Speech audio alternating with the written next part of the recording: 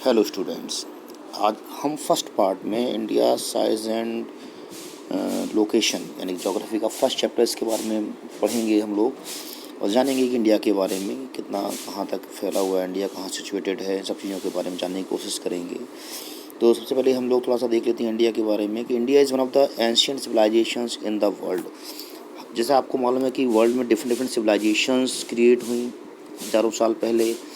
उन्हीं में से ही एक सिविलाइजेशंस थी वैदिक सिविलाइजेशन या ये हम कहें कि इंडस वैली सिविलाइजेशंस, हड़प्पा सभ्यता। तो उनसे ही हम लोग भी बिलोंग करते हैं।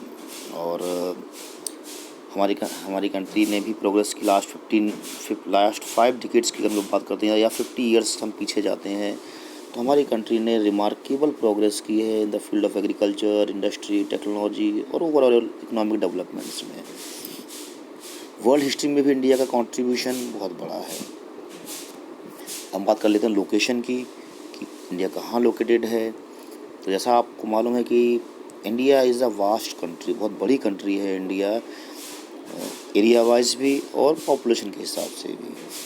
हमारी कंट्री का मोस्ट ऑफ द पार्ट कहें या कम्प्लीटली इंडिया की अगर हम बात करें तो lying entirely in the northern hemisphere. India completely northern hemisphere में आती है। अब नदर्न हेमिस्फीयर को समझ लेते हैं कि नदर्न हेमिस्फीयर हम किस पार्ट को नदर्न हेमिस्फीयर कहते हैं। जैसा कि आप सभी को मालूम है कि अर्थ जो है को एक इमेजनरी लाइन 2 इक्वल पार्ट्स में डिवाइड करती है और इस इमेजनरी लाइन को हम लोग कहते हैं इक्वेटर, जो 0 डिग्री से रिप्रेजेंट हो रहा है। इसको हम लोग 0 डिग्री से रिप्रेजेंट करते हैं, जो कि अर्थ को के मेज़रमेंट को हम हमेशा डिग्रीज़ में ही काउंट करते हैं। चाहे हम ऊपर की तरफ जाएं डिग्रीज इंक्रीज़ होते जाएंगे, नीचे की तरफ जाएंगे तो डिग्री नीचे की तरफ इंक्रीज़ होंगे। तो इसके ऊपर का पार्ट नदर्न हेमिस्फीयर कहलाता है। 0 डिग्री के ऊपर का हिस्सा नदर्न हेमिस्फीयर में काउंट किया जाता है। नीचे का हिस्सा जो है वो सदर्न हेमिस्फीयर में काउंट किया जाता है। और हमारी कंट्री एंटायरली कंट्री इंडिया की अगर हम बात करें तो नदर्न हेमिस्फीयर में आती है। हम ये भी कह सकते हैं कि इंडिया का तो पूरा हिस्सा ही नदर्न हेमिस्फीयर में आता है। वर्ल्ड का बहुत बड़ा लैंड मास या लैंड वाला हिस्सा नदर्न हेमिस्फीयर में ही बिलोंग करता है। अब हम बात कर लेते हैं इसके लैटिट्यूड और लॉन्गिट्यूडनल एक्सटेंट की। इंडिया कितना स्ट्रेचेस है, कहाँ से कहाँ तक फैला हुआ है, और ये भी हम डिग्रीज़ में ही पढ़ेंगे इनके बारे में भी। तो सबसे पहले हम बात करते हैं लैटिट्यूडनल एक्सटेंट की, जिसको हम लोग एक मैप से देख लेते हैं। अगर हम मैप से देखने की कोशिश करते हैं तो लैटिट्यूडनल एक्सटेंट की अगर हम बात करें तो 8 डिग्री 4 मिनट नॉर्थ से स्ट्रेच होकर के 37 डिग्री 6 मिनट नॉर्थ तक फैला हुआ है ये, इसको हम लोग बोलते हैं लैटिट्यूडनल एक्सटेंट। और इसी तरीके से लॉन्गिट्यूडनल एक्सटेंट की अगर हम बात करें तो 68 डिग्री 7 मिनट ईस्ट से लेकर के 97 डिग्री 25 मिनट ईस्ट तक फैला हुआ है। अब हम इसको नॉर्थ लैटिट्यूडनल को हम कम्प्लीटली नॉर्थ बोलते हैं और लॉन्गिट्यूडनल को हम लोग कम्प्लीटली ईस्ट बोलते हैं। इसका भी एक सिंपल सा कारण है, क्योंकि हमारा ज़्यादातर हिस्सा जो है, अगर हम अर्थ को चेक करते हैं तो ये लैटिट्यूडनल वाला पार्ट हमारा नॉर्थ की तरफ वाला हिस्सा है। और इसको अगर हम देखें लॉन्गिट्यूडनल एक्सटेंट की अगर हम बात करें तो ये एक, अगर हम इसको देखते हैं तो ये वाला पार्ट भी देखो 0 डिग्री से ही डिवाइड है, और 0 डिग्री के इस तरफ का हिस्सा ईस्ट में काउंट किया जाता है और 0 डिग्री के इस तरफ का हिस्सा ये वेस्ट में काउंट किया जाता है, क्योंकि हमारी कंट्री का कंप्लीट पार्ट जो है वो ईस्ट में आता है, इसीलिए हम लोग लॉन्गिट्यूडनल में इसको हम लोग ईस्ट में पढ़ते हैं। अच्छा, tropic of cancer 23 degree 30 minute north, ये भी कंट्री को ऑलमोस्ट 2 इक्वल पार्ट्स में डिवाइड करती है to the south east and the south west of the mainlands में। हाँ, अंडमान एंड निकोबार की अगर हम आइलैंड्स ग्रुप्स की बात कर लें तो हमारे साउथ वेस्ट में लक्षद्वीप आइलैंड है और साउथ ईस्ट में निकोबार आइलैंड है। Southern most point of Indian union, अगर हम बात करते हैं सदर्न मोस्ट पॉइंट की, मेन लैंड की, जो इंडिया का सबसे साउथ में लैंड वाला पार्ट जो है, 2004 तक इंदिरा पॉइंट था। और 2004 की सुनामी में, क्योंकि उस समय बहुत बड़ी सुनामी आई थी और उसमें भी हमारा ये पार्ट अफेक्टेड हुआ और ये सबमर्ज्ड हो गया वाटर में। और उस समय से अब हम लोग जो सदर्न मोस्ट पार्ट जो हम काउंट करते हैं वो कन्याकुमारी हो गया हमारा। आप साइज़ की बात कर लेते हैं। Land mass of India has an area of 3.28 million square kilometre. हम एरिया वाइज बात करें तो we have 3.28 million square kilometre of area. और अगर हम परसेंटेज के अकॉर्डिंग बात करते हैं तो we have 2.4% of total geographical area of the world के पार्ट्स की अगर हम बात करते हैं तो 2.4% टोटल जियोग्राफिकल एरिया हमारे पास में है वर्ल्ड का। अब बात कर लेते हैं एक मैप के थ्रू भी हम लोग एक ग्राफ के थ्रू भी हम लोग चेक कर लेते हैं जो 1.2 में दिया हुआ है कि हम लोग वर्ल्ड में 7th लार्जेस्ट कंट्री हैं। अगर हम लोग एरिया वाइज बात करते हैं तो हम लोग वर्ल्ड में 7th नंबर पर आते हैं। फर्स्ट नंबर पर रशिया है जिसके पास में 17.09 परसेंट एरिया है। उसके बाद कनाडा, फिर यूएसए, फिर China, Brazil, Australia, then India. 3.28 million square kilometre का एरिया हमारे पास में है। अब हम बात करते हैं लैंड बाउंड्री की इंडिया की। We have 15,200 kilometre of total length of the area.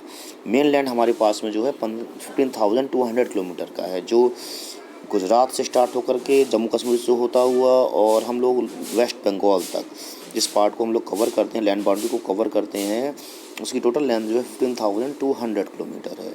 अब बात करते हैं कोस्ट लाइन की। कोस्ट लाइन की अगर हम बात करें तो कोस्ट लाइन की अगर हम बात करते हैं तो हमारे पास में 7,616.6 किलोमीटर की टोटल कोस्ट लाइन है हमारे पास में, जो गुजरात से स्टार्ट होकर के नीचे होते हुए वेस्ट बंगाल तक जाती है। इसमें लक्षद्वीप वाला हिस्सा और अंडमान एंड निकोबार वाला हिस्सा ये भी इंक्लूड कर लिया गया है। इस तरीके से टोटल कोस्ट लाइन की अगर हम बात करते हैं इंडिया की 7,516.6 किलोमीटर की टोटल कोस्ट लाइन हमारे पास में है। India is bounded by the young fold mountains. अगर हम माउंटेन्स की बात करें तो हम लोग घिरे हुए हैं यंगफॉल माउंटेन से, जो हमारे पूरे नदर्न पार्ट को ही कवर कर रही हैं, नॉर्थ और ईस्टर्न पार्ट को कवर किए हुए हैं। इसको मैसेज चेक कर लेते हैं एक आर्क के फॉर्म्स में। ये है हमारा हिमालय वाला पार्ट जो इंडिया को कवर किए हुए घिरे हुए है, जो नॉर्थ से स्टार्ट होकर के ईस्टर्न पार्ट तक जाता है। ये यंगफॉल माउंटेन्स में काउंट किए जाते हैं। अब हम बात करते हैं 2 सीज़ की। अभी हमने पढ़ा था, अगर हम नीचे, ये तो हमारा नदर्न पार्ट हो गया। अगर हम सदर्न पार्ट की बात करते हैं तो ये पार्ट हल्का सा टेपर होता चला जाता है, इसका मतलब है हल्का सा पतला होता चला जाता है ये पार्ट, और यहाँ पर इंडियन ओशियन को ये 2 भागों में बांट देता है। वन पार्ट जो है, अगर हम वन पार्ट की बात करें तो ये अरेबियन सी में आ जाता है ये वाला हिस्सा, जिसको हम लोग कहते हैं साउथ वेस्ट वाला पार्ट जो है हमारा, ये अरेबियन सी कहलाता है। और इसी तरीके से साउथ ईस्ट वाला हिस्सा जो है ये बे ऑफ बंगाल कहलाता है। और सबसे नीचे वाला हिस्सा जो है हमारा, ये वाला पार्ट जो है हमारा, ये वाला हिस्सा जो है, इसको हम लोग इंडियन ओशियन कहते हैं। इस तरीके से हमारा ये पार्ट क्रिएट होता है। अच्छा, अब हम बात करते हैं लॉन्गिट्यूडनल और लैटिट्यूडनल एक्सटेंट की, जो मेनलैंड को इक्वली 30 डिग्री पर ही डिवाइड कर रहे हैं। भले ही एक्सटेंट में डिफरेंसेस क्यों ना हो, लेकिन उसके बाद में भी ये हमारे पार्ट को इक्वली डिवाइड कर रहा है।